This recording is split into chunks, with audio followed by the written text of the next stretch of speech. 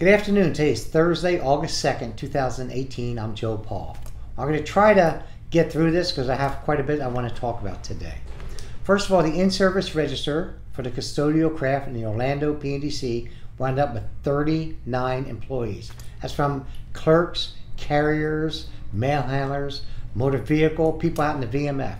The top 16 are APW represented employees, so they would go first whenever residuals come up. Closed section bidding in the Orlando PNDC is still going on. We're going to have our 8th closed section bidding on Tour 1. After that, all the bids are going to be open for everybody. It's hard to believe it's taken that long. It's been months, but it's, that's going to soon come to an end. Let's see, we're seeing many PSE conversions, as you've seen, in the big plants, many out in the associate offices.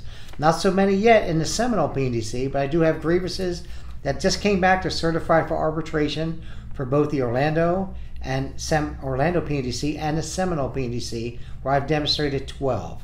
Now, with any luck, we'll get some, we hope. But we have been getting quite a few all over our local, really.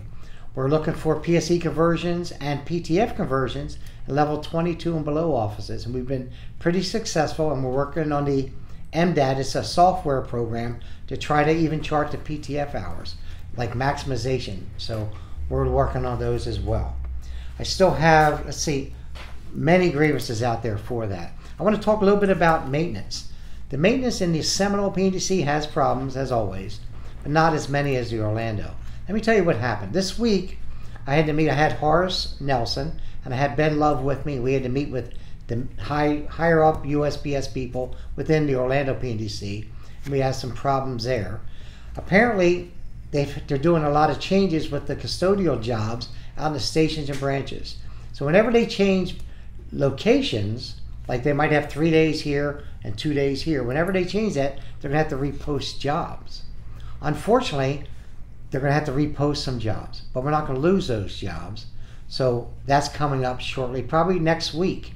Now, the negatives to that, or not really negatives, but the positives for that, is that management was going to try to have some more PTR jobs. And if you remember back maybe a year or two ago, I stopped the PTR jobs and we changed all those to full-time regular jobs. So these jobs are going to be reposted. The people whose jobs are going to be reposted saw Saturday, Sunday, and Sunday, Mondays. We still have that intact. But you're going to wind up getting a letter in the mail or possibly hand it to you telling you that your job's going to be reposted. So make sure you fill out your dream sheet. If you're in the custodians, you know what that means, your dream sheet. Fill those out, because if you don't, you could wind up getting a job you didn't want. Now, there's also 6 residual custodial jobs in the plant. So at the same time, you're going to post 10 and 6. You're going to have 16 jobs posted.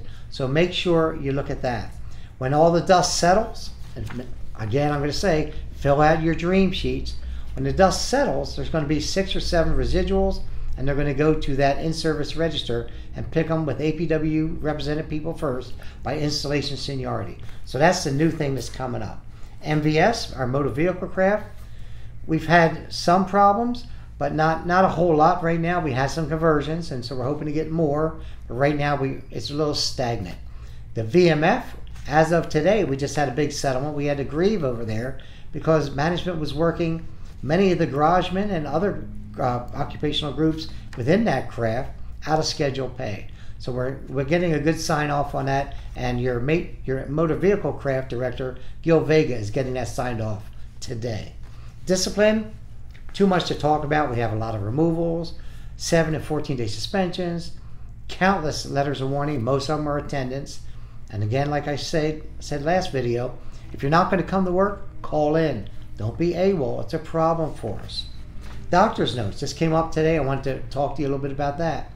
If it says you have to bring doctor's note if you're out over 3 days, if it just says under my care, seen in my office, those are not acceptable. They're sending you back to the doctor. It needs to say something like you're incapacitated to perform the functions of your job or unable to perform the functions of their job. That'll get you out of any kind of hot water you could possibly be in. DBCS grievances, craft crossing grievances, continue filing on those. Now, we did have some settlements. They weren't as high as a lot of people thought they should be, but we had to settle on those, and we got what we were supposed to. Now, somewhere there was a mix up on how much people thought it was going to be. But after we wound up, the dust settled, it is what it was. So make sure you continue following them.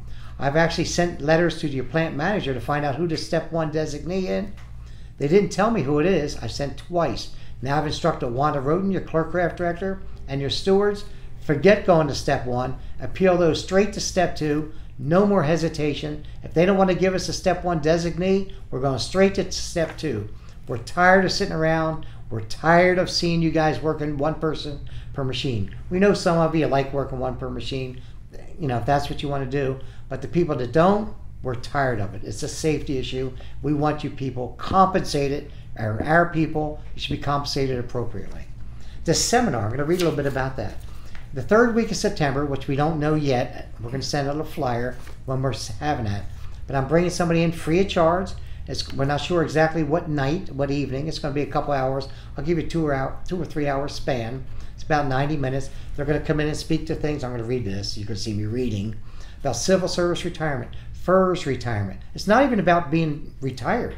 You don't even have to be retired or close to retirement, but they're going to tell you about your thrift, what kind of funds you should get in, Social Security and Medicare for down the road, the health benefits. It's going to be a whole lot of information for you. And it's going to be very, very informative.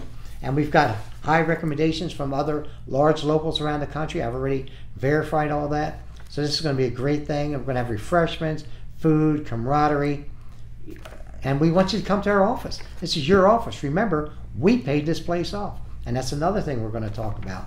We're going to have our party. It's going to be an open house mortgage burning party. As I said before, no fires. We're not going to burn anything, really. But it's going to be September 13th. It's going to be from 2 in the afternoon till 8 o'clock at night. That way people can come before tour 3, after tour 2, before tour 1. And it's going to be a great thing. You can bring your spouses, anyone you want to bring. We're going to have food. We're not sure who's going to cater it, but we're definitely going to have it for you.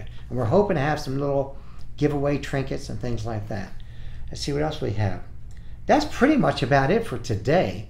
We just have all kinds of things going on from DeLand, Florida, all the way down to Sebring, Florida, Lakeland. We've got problems everywhere, but we're staying on top of them.